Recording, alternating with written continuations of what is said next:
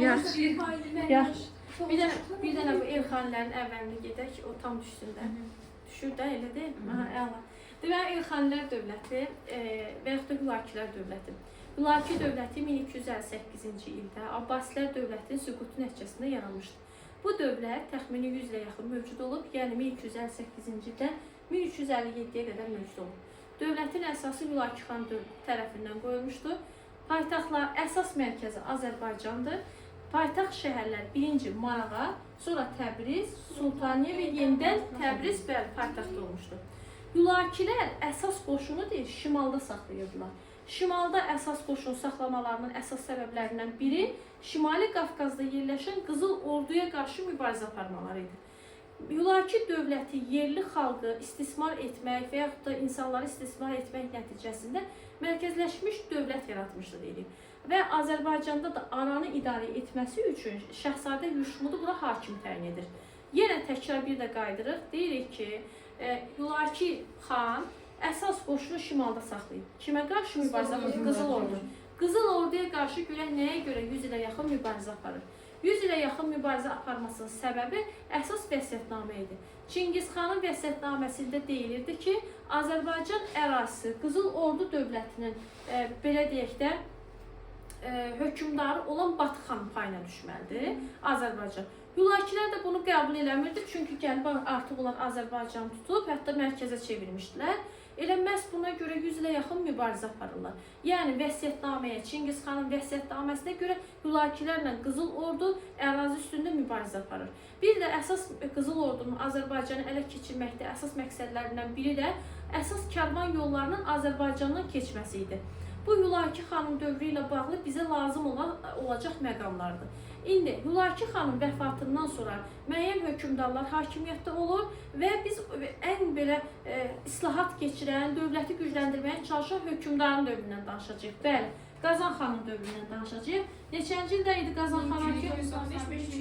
1204-cü ilə qədər hakimiyyətdə olur. Bu kişi, yəni bu Qazan xan özünü harada deyib? Qarabağda, bəli, Qarabağda özünü padşah elan etdi 1295-ci ildə. Onun əsas məqsədi deyirik ki, o köçəri gələn o köçəri fiyadallar var idi, Monqol əmirləri. Onların əlini qolunu yığmağa çalışırdı və bunu da yerli fiyadallara arxalanaraq edirdi. Və deyir, o xalqla yaxınlaşmaq üçün, öz sözünü keçirmək üçün birinci nə etməlidir? O xalqla ayaqlaşmalıdır. Ayaqlaşmaq üçün də o xalqın dinini qəbul elədi birinci. Bizim dinimiz nədir onda? Həmin də biz müsəlmanıq, İslam dinini qəbul etmişik və o da nə edir? Yerli xalqla yaxınlaşmaq üçün İslam dinini qəbul etmişdi deyirik. Hətta Qazan xan gördü ki, həqiqətən yaxşı ad deyil, öz adını da dəyişib nə qoydu? Mahmud adı qoydu, öz adına şəhər saldırdı, Mahmudabad şəhəri. Əgər məndən soruşsalar ki, 13-14-cü əsrdə yeni yaranan şəhərlər hansılardır? Siz birinci yadda saxlayırsınız Mahmudabad şəhərini, sonra da Sultaniyə şəhərini. Bax, bunlar da 13-14-cü əsrdə yeni yaranan şəhərlərdir. Qazan xan birinci xalqla yaxınlaşdı, onun dinini qəbul elədi. Artıq xalq bunu dəstəkləyir, yerli fiyadallar dəstəkləyir və ondan sonra o dövlətidir, o tənəzzüldən çıxartmaq üçün nə edəcək? İslahatlar keçirəcəkdir. İslahatların əsas məqsədi ölkəni tənəzzüldən çıxartmaq, o cümlədən iqtisadiyyatı inkişaf etdirmək, ticarəti canlandırmaq. Yəni məqsəd müsbətdir də, müsbət məqsədlər, yəni və yaxud da yaxşı məqsədləri var. Bu məqsədlər üçün də islahatlar keçirir. Baxaq görək hansı sayda islahatlar keçirir. Deyilən torpaq islahatı keçirir. Sonra ardınca vergi islahatı, məhkəmə islahatı. Əsas üçü budur. Məhkəmə, ardınca rabitə, din, ticarət. Gəlin ən rahatlarından başlayaq. Ən rahatları hər kəs üçün, uşaqlar, abituriyentlər üçün maraqlı olan və yaxud da rahat olan hissə. Din, yenə deyirik. Hansı dini qəbul etdik? Adını dəyişdirən qoydu. Mahmud, şəhər saldı Mahmudabad. Ticarəti, bəli. Siz bunu Səlcuqlarda, Məlikşahda da görəcəksiniz. Ticarəti inkişaf elətdirmək üçün vahid, ölçü, çəki, pul sistemi yaradıldı. Kərvansaralar tikdirdi. İndi yox, kərvansara məsələsi gələcək, onun rabitə islahatında baxacaq. İndi keçirik. Yanlar yaratdı. Bəli.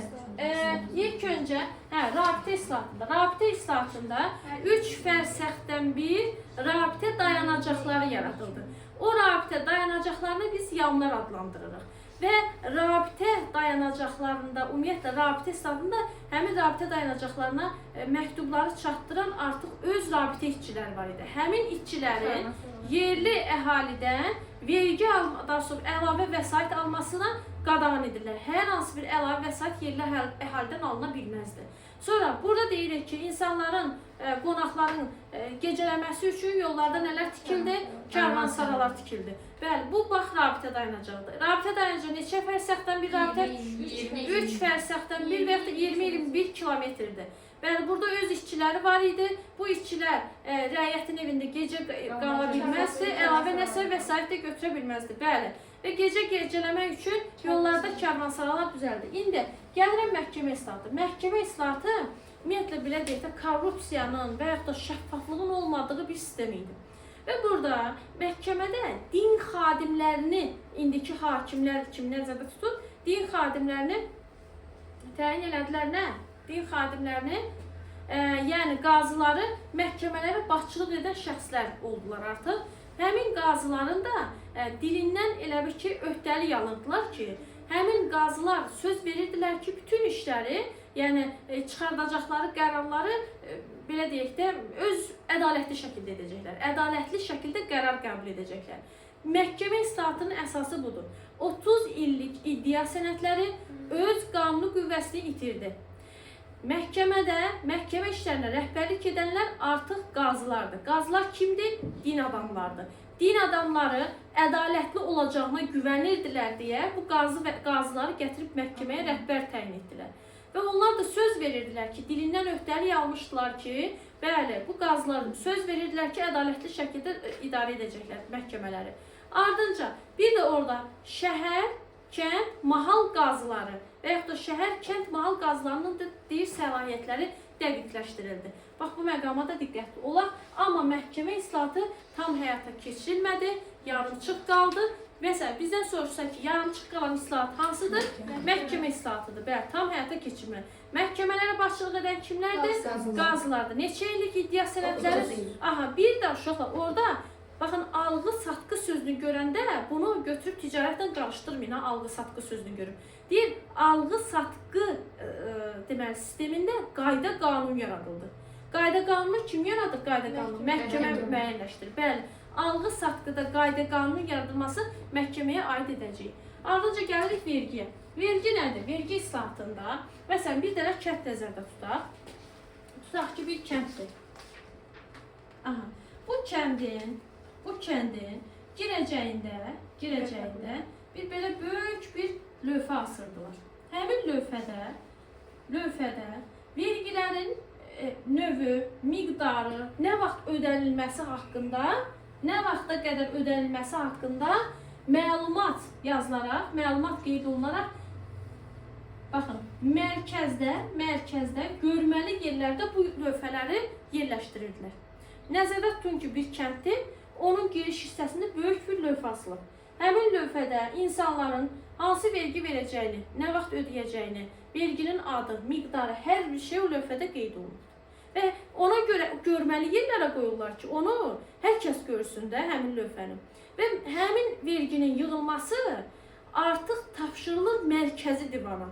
O vilayət hakimləri, məsələn, tutaq ki, bir kənddirsə, o kəndin kəndxudası və yaxud da ki, vilayət hakimi onu yığa bilməz. Birbaşa hardan gəlir?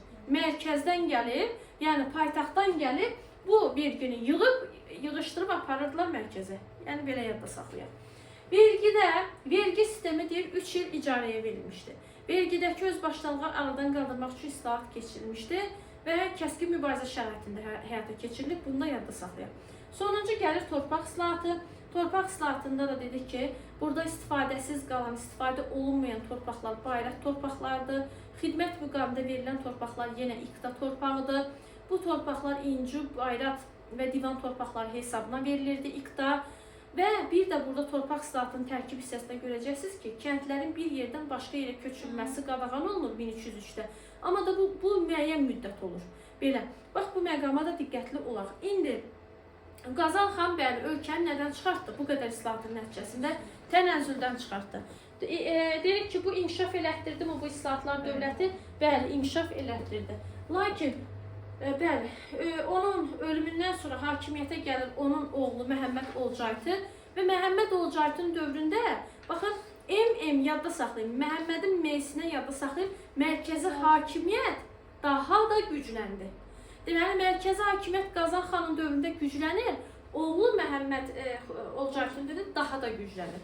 Məhəmməd Olcaytı çox yaşamır, yəni ömrü o qədər uzun olmur. 1304-dən 1316-ya qədər hakimiyyətdədir. Onun vəfatından sonra oğlu Əbu Səid var idi. Əbu Səid çox balaca idi.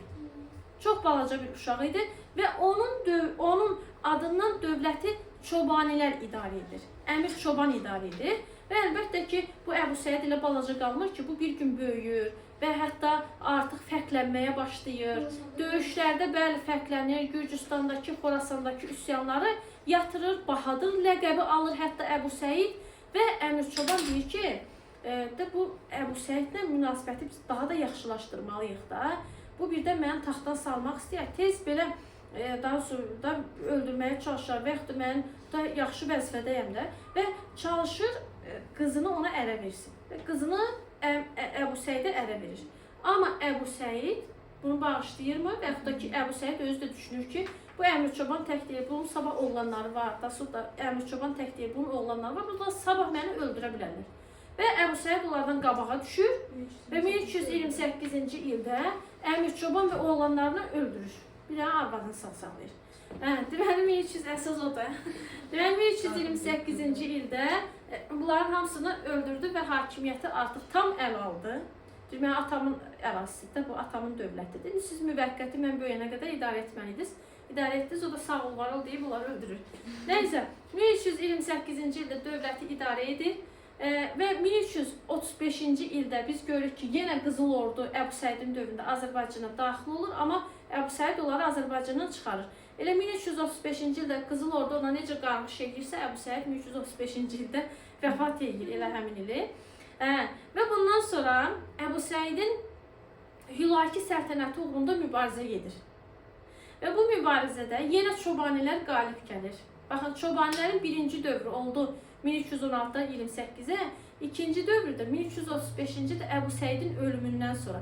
Və bu Hülaki dövlətini zəiflədir bu 1335-də və çobanilər ikinci dəfə gəlir hakimiyyətə, amma Əbu Səidin bacısının adından dövləti idarə edirlər, Satıbəy xatını. Yəni ki, dövlətin hökümdarı kimdir? Satıbəy xatını. Amma arxada dövləti kim idarə edir? Çobanilər idarə edir. Və xüsusilə də çobanlərin dövründə xalq çobanlərdən narazı qalır. Niyə narazı qalır sizcə? Vergilərin ağırlığı, mükəlləfiyyətlərin ağırlığı, məmurların özbaşınalığı, xüsusilə də Şərəf Əl-Mülkə qarşı 1344-də Təbrizdə üsyan qalxır. Vergilərin ağırlığından bezən xalq kimdən kömək istəyəcək? Qızıl Ordudan kömək istəyir. Bəli, görürlər ki, Qızıl Ordu buranı tutmaq istəyir, Canı Bəydən kömək istəyirlər, Canı Bəy gəlir, hansı dövlətə son qoyur? Hülakilər dövləti. Hülaki ilə Qızıl Ordu arasında gedən mübarizədə axırda kim qalib gəldi? Qızıl Ordu. Hansı dövlətin varlığını? Elxanilər dövlətini və buranın da öz oğlu Bərdi bəy idarə edirdi. Bərdi bəy də 2 ildən geri qayıdıb qəfil ölüm xəbərini eşitir. Bəli, bu qədər.